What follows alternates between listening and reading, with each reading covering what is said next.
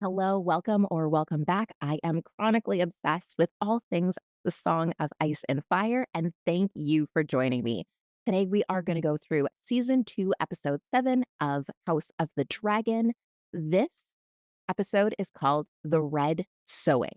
This is a big episode. It is the penultimate episode for this season, and lots always happens. This is usually a very large episode in the Song of Ice and Fire world. In the Game of Thrones, the penultimate episode was usually some kind of major battle. So let's see what we got in store for us this week. So the very first opening scene, we get Rhaenyra confronting the unknown person on Sea Smoke. We saw at the end of last episode that she had headed out to go confront whoever it was that was taking the joy ride on Sea Smoke. Here we can see that she has caught up to them. They are having an old fashioned Western face off, and she wants some answers. We see that it's Adam of Hull. And so, yep, he definitely somehow claimed Sea Smoke, or like I said, I think it's more accurate to say that Sea Smoke claimed him. Adam pretty much immediately bends the knee to Rhaenyra, saying that all he wants in return is to learn the way of dragon riding.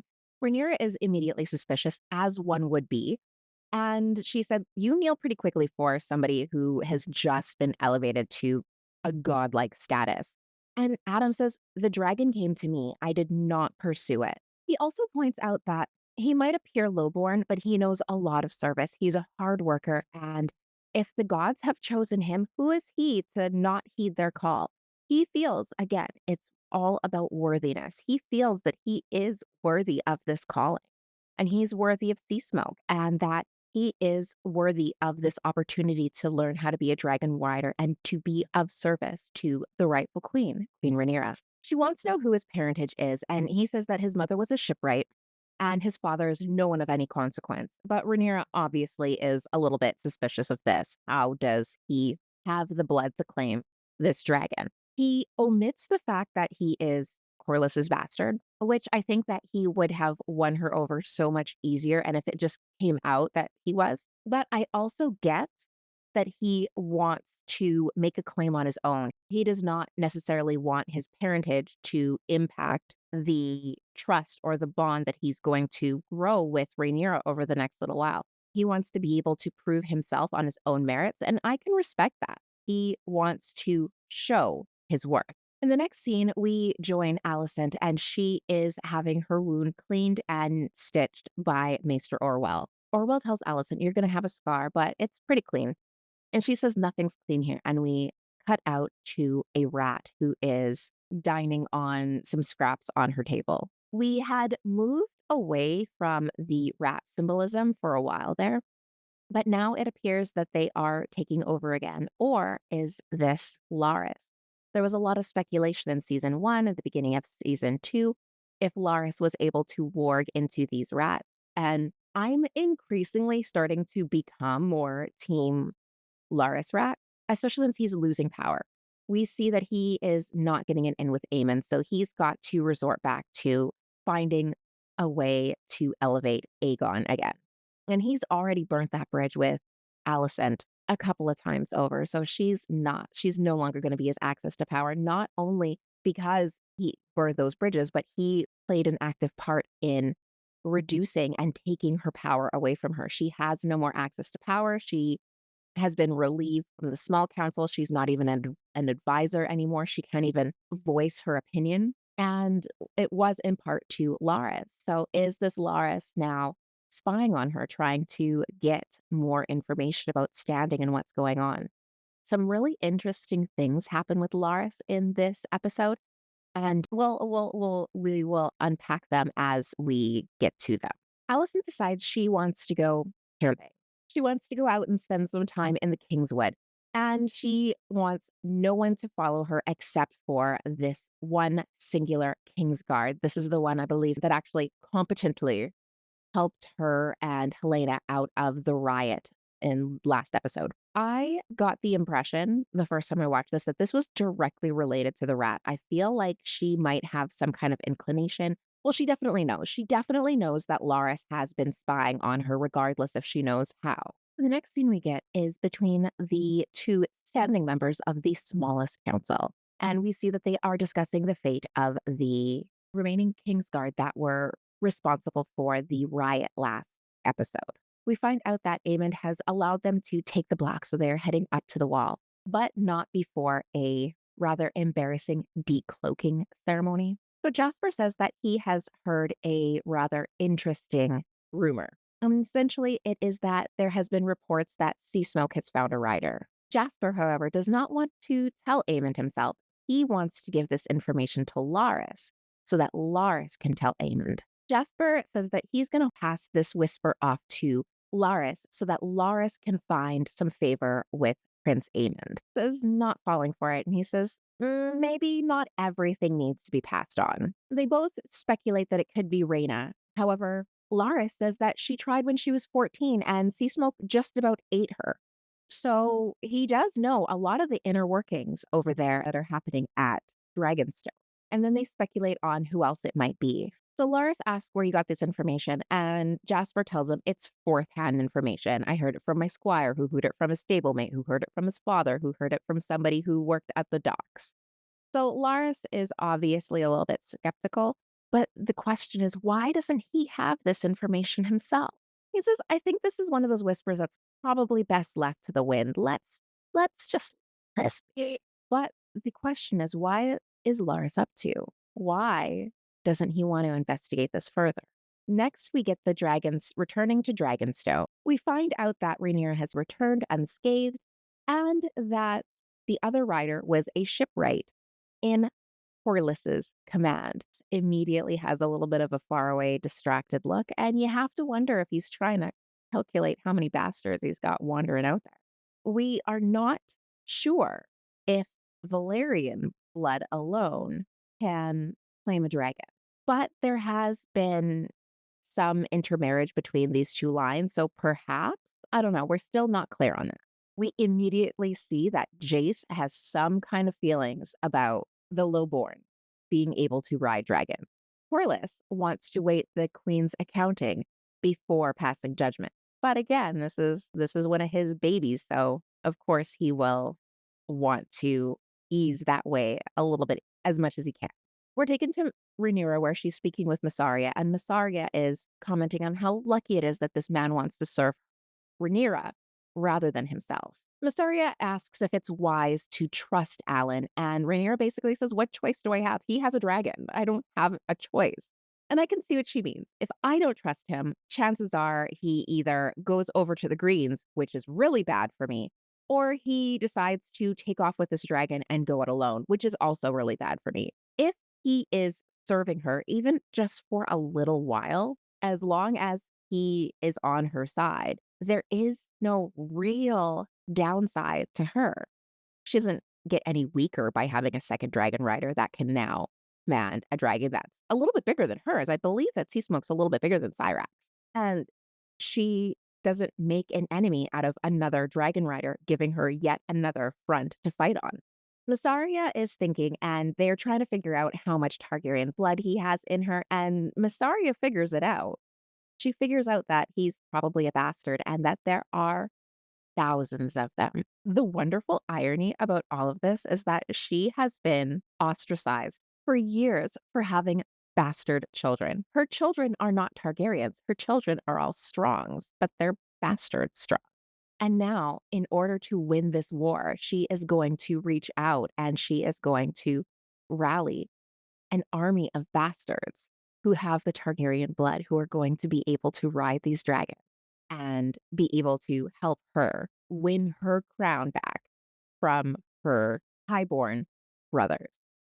The irony of this, when I actually realized this, was like mind blowing. I didn't realize, for whatever reason, I didn't put two and two together about the dragon seeds and then the beautiful symmetry of her sons being bastards. Absolutely love that. Do not know how I looked over it. And Rhaenyra is taking the moment right now to also appreciate this irony. Adam is wandering around his new digs because he now gets to stay in Dragonstone as a guest, which is quite the come up for him. He's looking around, like looking at what the highborns actually live like. And you have to wonder if this is what he imagined it would be like growing up, wishing that Corliss would claim him and bring him home. So Corliss comes in to visit Adam, and Adam, first of all, greets him very, very formally, and then asks for some time off. Corliss is like, "Of course you can have time off. What the hell? You have a dragon. You get whatever you want now."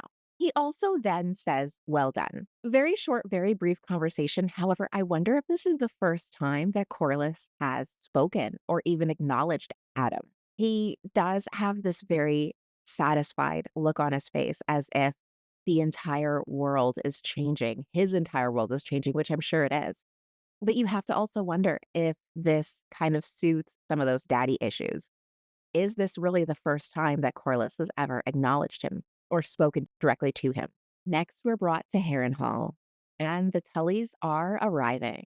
Damon is trying to gather the strength to continue on with what he needs to finally do. So Damon does try and take a more diplomatic approach when he greets Oscar Tully. He tries to say, "Condolences for your grandfather, but congratulations for your rise. Now, can we discuss this?"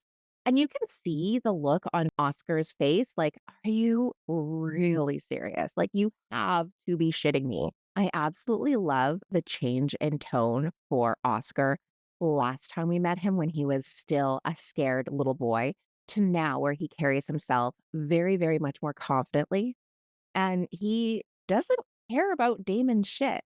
He's given it right back to him. He tells him, "You made quite a mess all up and through this place. I understand that I'm the rookie, but what the were you thinking?" You can also see very much the frustration on his face.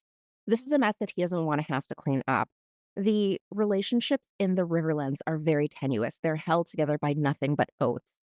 And now you are putting him in a horrible position where he has to try and band these people together who don't want to be put together. Damon says, that's good enough for me. You guys honoring your oath, close enough. I will take that as a win." And you can see he's very self-satisfied. He really thinks that he won here. They both go out to the Godswood outside of Harrenhal to treat with the rest of the River Lords. Damon needs Oscar to get them to all agree to join their banners to Damon. He has said that he would, but only because his grandfather swore allegiance to Viserys and Rhaenyra, his heir. But this is, of course, not going to be as easy as it seems. The Riverlords are all upset with Damon because of all of the atrocities and the barbarities that he has been up to in the background, that he has been sanctioning.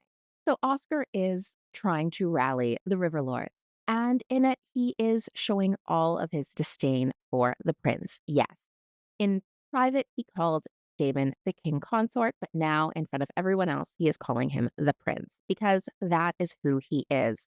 Rhaenyra is the queen, and Damon is the prince. And he is emboldened by his people. He knows that nothing's going to happen to him without something worse happening to Damon. So he's not afraid of Damon in this moment. Damon, of course, is challenging back, but Oscar is not going to back down. Now there's a problem. The River Lords are all willing to rally together, but the old ways require that justice be done first. And there is a little bit of disagreement about what justice is. The River Lords want William Blackwood to be brought to justice for all of the atrocities the Blackwoods committed when trying to bring the Brackens to heel. Sir Blackwood, of course, thinks that it's all water under the bridge. The Brackens were the bad ones. We were just doing what we needed to do. But everyone else points out that, yeah, you didn't have to go that hard, though. You did not have to do the atrocities that you did, even if Damon gave you lead to do it. You did that because you wanted to. Oscar Tully says, "I accept you as my vassal. I accept you bending the knee to me. But the problem is that I am the Lord Paramount to all of the river houses, and all of them want justice." He then calls on his guards to seize him and take him prisoner. But then they bring Damon in. They tell Damon, "You have the opportunity to save him. All you have to do is say the word." Oscar says if Damon wants to prove himself worthy, he needs to dispense justice. So, Damon, what are you going to do? Damon does what he needs to do. Damon is then transported back into another dream sequence, and we're brought back to the goat. What is up with this goat? Damon returns to his room to find Viserys waiting for him. And it's not happy go lucky Viserys. It's not young and strong Viserys. It is the old, decrepit Viserys. He never wanted the crown. He only took it because it was forced upon him. He did his best, but everyone who ever holds it, everybody who ever has the crown, buckles and bends underneath its weight. And then he asks Daemon, do you want it still? This is something that Daemon's really got to start to battle with. We saw him come so far last week with the humility and with finally breaking down that, but we clearly see after today that there's more work to be done. He is not willing and able to be vulnerable yet in the light of day. He is still battling with his lust for the crown and his lust for power and his inability to be honorable and authentic. Next, we're brought into Aegon's quarters, where Aegon is trying to practice walking. So we can tell that it's obviously been a little while since the accident. Larys then pulls Maester Orwell aside and says that he needs to be pushing Aegon further and harder and faster. He also tells Aegon that he's got to work harder. Larys clearly has a plan, and it is clearly very time sensitive. He needs Aemond out. He needs Aegon back up, back running. And you can see that Orwell's not particularly pleased with the pace that Larys is trying to make Aegon get better on. Larys says this pace needs to be kept up. Try again in a couple of hours, see how he's doing. And Maester Orwell saying he's spent. He needs rest. The next scene we get is between Corlys and Alan. He has a secret mission transporting something to and from King's Landing. He said to make sure that everyone on board is trusted and that you will receive a name when you meet her. Alan looks a little bewildered. He looks a little confused, but he's like, okay. He then tells him that Adam has hit his come up and he is now a dragon rider. He says that, Alan, you should try too. You should go and audition for the dragon riding spot. See if you can claim one of the dragons. But Alan says that he is not interested in riding a dragon. He is salt and sea. And this is a major, major foreshadow for the future. I was a little bit skeptical. I have noticed that Corlys is playing the long game. And I don't like to get my hopes up too much in the entire Song of Ice and Fire realm. Germ has a way of just destroying your dreams, and I'm still heartbroken over Rhaenys. I'm justice for Rhaenys. I'm not getting over that one anytime soon. But we do remember that he tried to name Bela his heir, and she flat out refused him and said, no, I am blood and fire. What you need is salt and sea. And now here we hear those exact words echoed from Alan. He also says that Alan was always restless, looking for a sign of his worth. And I love that. It's just one of those moments. If you watched my video last week, I had been really grappling with the idea that everybody kept saying that the dragons and sea smoke in specific only responded to strength. And I was saying, I don't think it is. I don't believe that it's strength.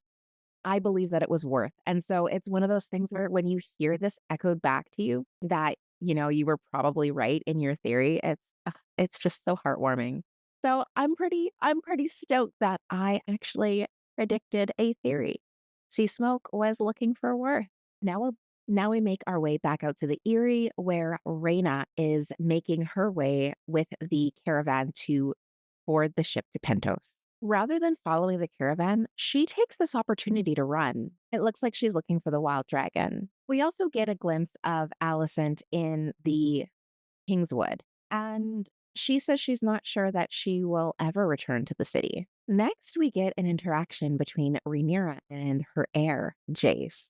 And he is completely disgusted by the fact that she would even consider allowing these lowborn mongrels, as he puts it, to try and claim a dragon. Jace is irate, and it doesn't take long for us to figure out why. They're both stuck up against a wall with no other choice. Rhaenyra needs these dragon riders. She has no army. She has no one else to tap as a dragon rider. And without the dragons, she has no way to defend her claim for the Iron Throne. Jace, on the other hand, knows that he is a bastard. First of all, he is not a Targaryen. He is technically a Valyrian since his father is supposed to be Laenor. So, what claim does he have to the throne as not a Targaryen? This is supposed to be neatly tied up with the loophole that Viserys created with Corlys. However, we already know that these loopholes for succession that Viserys has created are not being honored and are actively being challenged right now. Case in point, Rhaenyra as heir over Aegon. Secondly, Laenor is not Jace's father. Harwin Strong is, making him not even a Valerion, but a bastard. And so now, if he is just a bastard at this point, why does he have any claim to the Iron Throne? Up until now, he has considered that because he could mount and ride a dragon, then that proves that he is a Targaryen and that proves that he is ordained and he is worthy and he is essentially a god.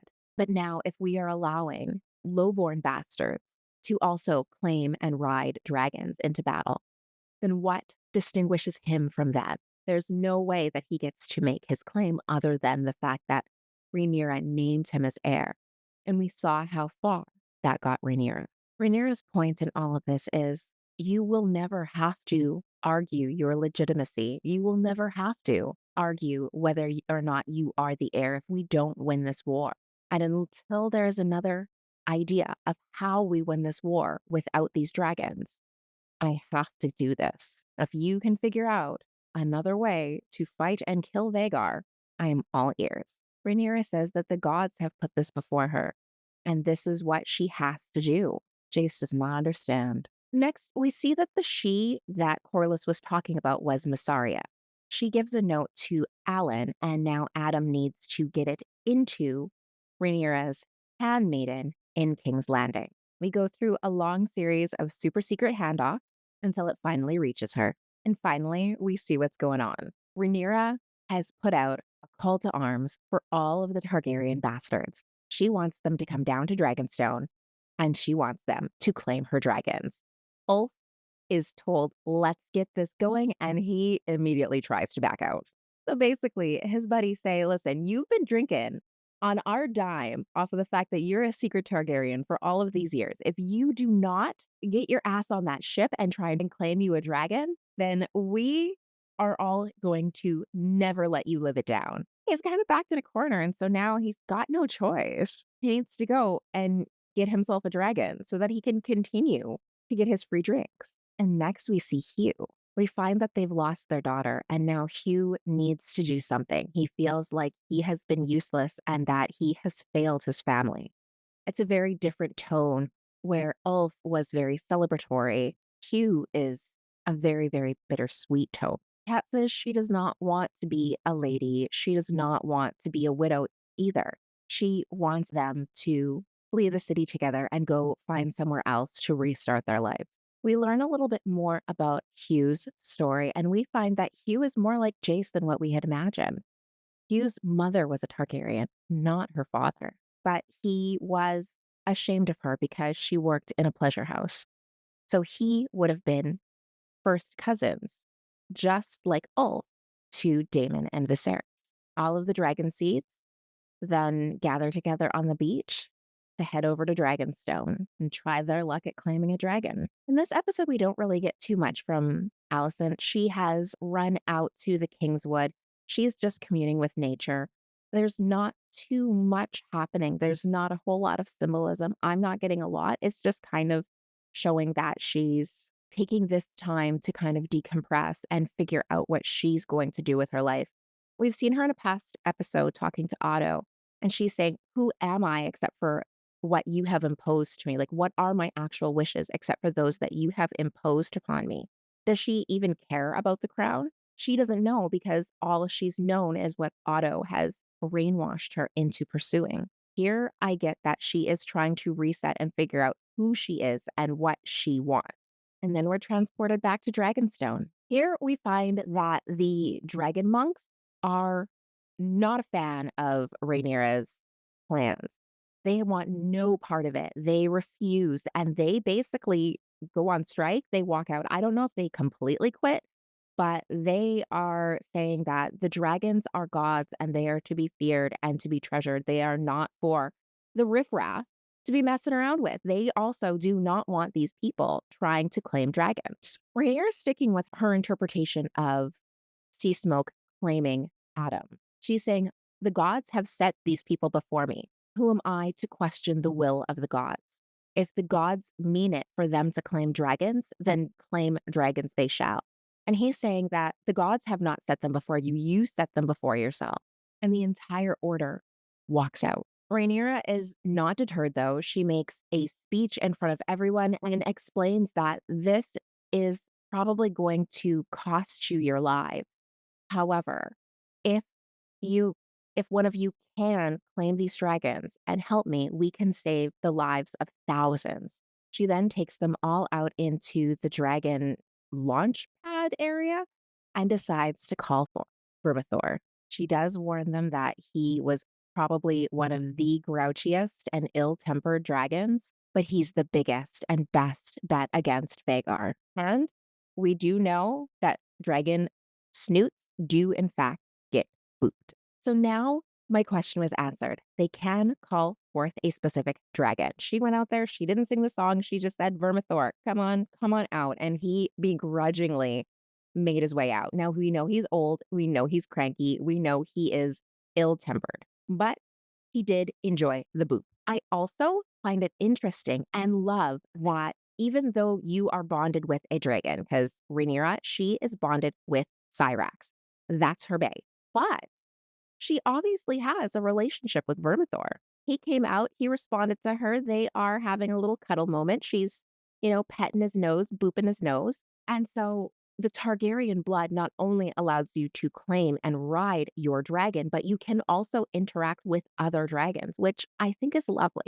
Clearly, we knew that the monks were doing something with the dragons. They had some kind of relationship with the dragons, but apparently they are kind of all able to interact together, which is weird that I didn't think about that before. It is clear from this interaction that Vermithor, at the very least, does respect, strength, and confidence. You can see that Rhaenyra is exuding it in this interaction with him. Now, regardless of how you think this interaction is going to go, it is not. It is not going to be anything that you expect. It is going to be 100% not what you were anticipating. Rhaenyra basically says, who wants to try? And everybody's looking around like, nope, no, I don't think so, looking at each other. And Rhaenyra says that I can't give you any more advice at this point. You just need to figure it out. The dragon will choose who he chooses, and hopefully y'all will figure this shit out. I believe. You also have to laugh because all of these people who've never seen dragons up close before really think that this is just how Targaryens roll. They are clearly just this crazy dragon cult. But the guards block the door and everybody realizes that they are now locked in with a 200-year-old fire-breathing lizard who's in a really bad mood. Now, if you think that Rhaenyra went to go and do some filing or run her kingdom or plan her war, you'd be wrong. She goes upstairs and grabs a seat on the balcony to watch an actual episode of the Hunger Games. Do I mean Hunger Games because everybody is now trying to avoid the dragon and off each other? No. I mean Hunger Games because Vermithor be hungry. The real question is, if you are a ginormous, fire-breathing lizard that has just been presented 4 dozen blonde-haired bastards, all served up on a platter, who do you eat first? So things go about as great as you expect. Vermithor is having smorgasbord, and Rhaenyra is panicking a little bit, trying to hold on to hope that this is going to work out. She just needs one person, just one to claim Vermithor, and she has a fighting chance against Vhagar. Obviously, I cannot show you a lot of the scenes in here because they are graphic AF.